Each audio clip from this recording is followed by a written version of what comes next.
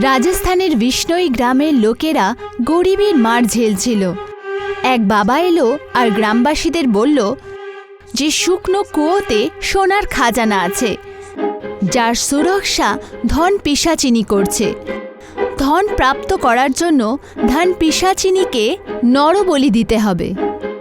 বন্ধন ভেঙে গেল, পিশাচিনী বেরোলো, কিন্তু গ্রামের লোকেরা ও নরবলি দিল না। ও রেগে গিয়ে বাবাকে মৃত্যু দিল। ধন পিশাচিনী জাগৃত হওয়ার পর গ্রামে ভয়ঙ্কর ঘটনা ঘটতে লাগলো।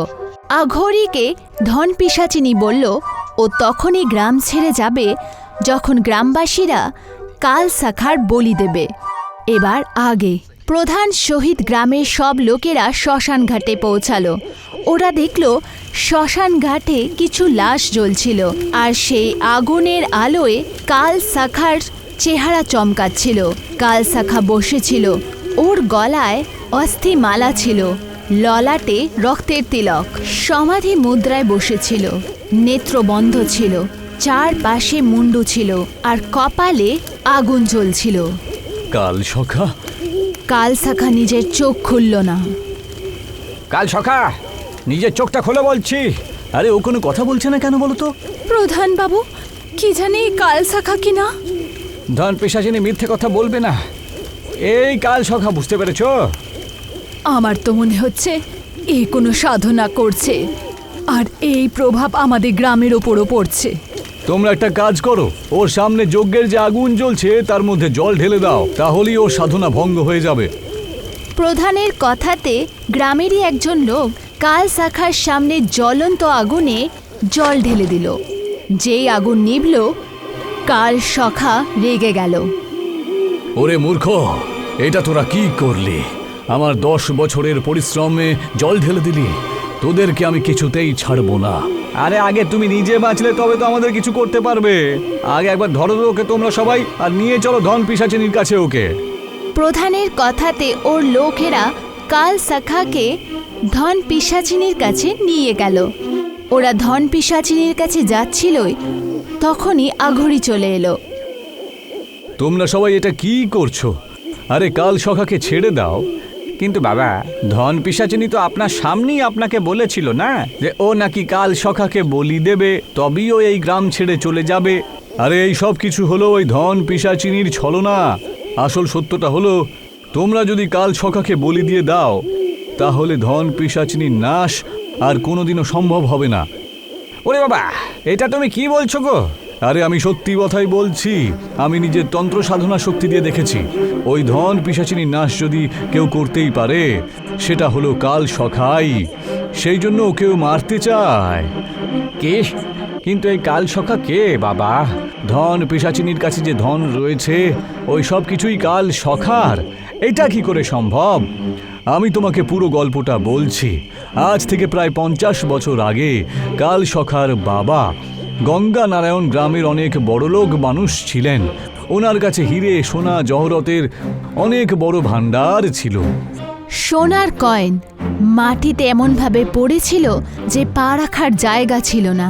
চাঁদনির ঘড়া, সোনার মূর্তি, হিরে জহরতের পাথর, পুরনো দিনের গয়না সব সেখানে রাখা ছিল।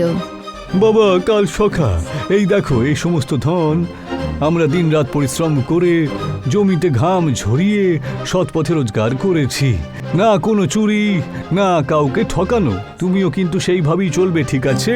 সকালে উঠবে, কাজ করবে, এগুলোকে হারিও না কখনো। গঙ্গারাম রাত্রে গ্রামের লোকেদের থেকে লুকিয়ে নিজের গুপ্তধন ছেলেকে দেখাচ্ছিল, কিন্তু ওর গুপ্তধনের ব্যাপারে গ্রামে সব খবর ছড়িয়ে পড়ে। তো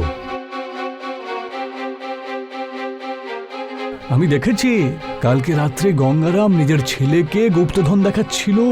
অনেক গুপ্তধন রয়েছে ওর বাড়িতে। যদি আমরা লুট করে নিই না, তাহলে আমরা বিশাল বড় লোক হয়ে যাব। তো কিন্তু কি করে লুট করব? আরে ওর বাড়িতে আমরা আগুন লাগিয়ে দিচ্ছি না, বাপ ছেলে দুজনেই মরে যাবে আর গুপ্তধন আমারে হয়ে যাবে। গ্রামের লোকেরা গুপ্তধন লুট করার জন্য একটা উপায় তৈরি করছিল। তো এরই মধ্যেই সমস্ত কথা গঙ্গারাম জানতে পেরে যায়।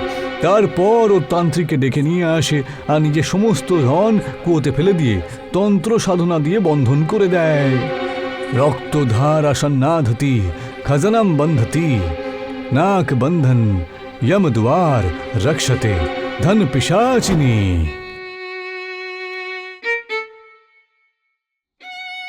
আমায় কেন ডেকেছো? হে পিশাচিনী, তুই গঙ্গারামের ধনের রক্ষা করবি, ঠিক আছে? কিন্তু তান্ত্রিক মশাই, আমার ধন উধাও হবে না তো? যখন তুই বা তোর কোনো বংশধর ধন পিশাচিনীর কাছ থেকে এই ধন নিতে চাইবি, ও তখন ফিরিয়ে দেবে।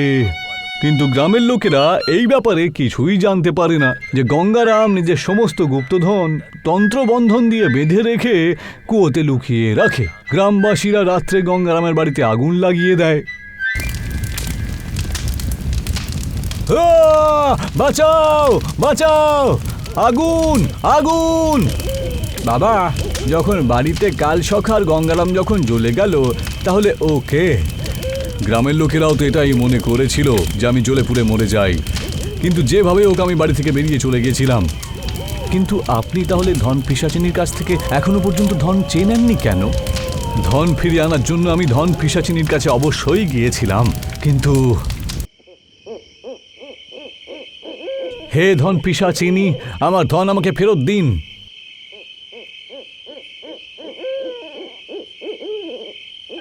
তুমি কেন এসেছো এখানে? আমাকে আমার ধন ফিরিয়ে দিন। তাহলে আমার কাছে এসো আর নিয়ে নাও। আরে বাঁচাও বাঁচাও! তখনই সূর্যোদয় হয়, আর শরীরে সূর্যের আলো আসাতেই সঙ্গে সঙ্গে ধন পিশাচিনী আমাকে ছেড়ে উধাও হয়ে যান, আর আমি রক্ষা পেয়ে যাই। তারপর ওখান থেকে পালিয়ে যাবার পরে আমি গত 10 বছর ধরে ধন পিশাচিনীকে পরাজিত করার জন্য লৌহ কপালের সাধনা করছিলাম আমি। এখন তার মধ্যে শুধু 1 বছরে বাকি ছিল, কিন্তু তোমরা সবাই এসে এটাতে বিঘ্ন ঘটালে। এখন আমাকে আবার 11 বছরের সেই কঠোর তপস্যা করতে হবে। এখন তোমাকে আর তপস্যা করতে হবে না, বুঝতে পেরেছো বন্ধু? আমি তোমাকে এমন একটা উপায় বলে দিতে পারি যার ফলে কিছুক্ষণের মধ্যেই ধন পিশাচিনীকে পরাস্ত করার মতন শক্তি প্রাপ্ত করে নিতে পারবে। কিন্তু কিভাবে? তুমি জটা ধরার শরণে যাও। রাতের সময় এক শুনশান জায়গায় শিবের মূর্তি, তার সামনে কালসাখা আর আঘড়ি বাবা বসে আছে। কালসাখা আর আঘড়ির চারপাশে ত্রিশূল পোতা ছিল। আঘড়ি যে মন্ত্র পড়ছিল, কালসাখা সেটাই বলছিল। কিছুক্ষণ পর ওখানে এক ভয়ঙ্কর হাসি শোনা গেল। ধন পিশাচিনী প্রকট হয়ে গেল।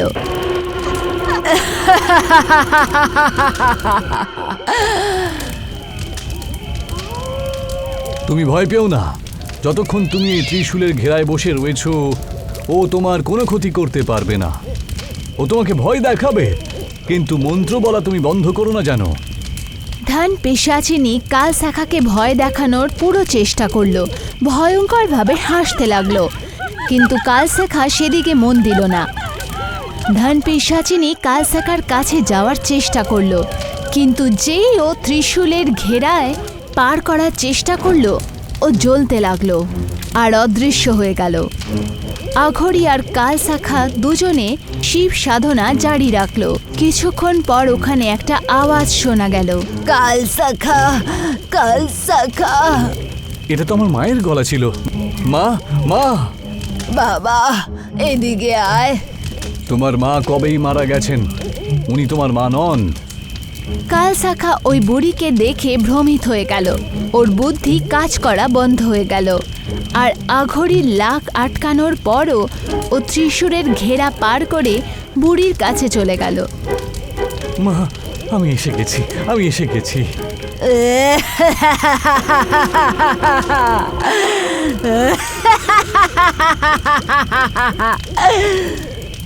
কালসাখা যেই ওই বুড়ির কাছে পৌঁছালো, তখনই সেই ভয়ঙ্কর পিশাচিনী রূপে পরিবর্তিত হলো।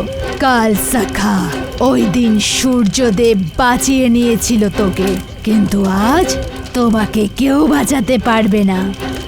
ধন পিশাচিনী কালসাখার গলা ধরে ওকে উঠিয়ে দিল।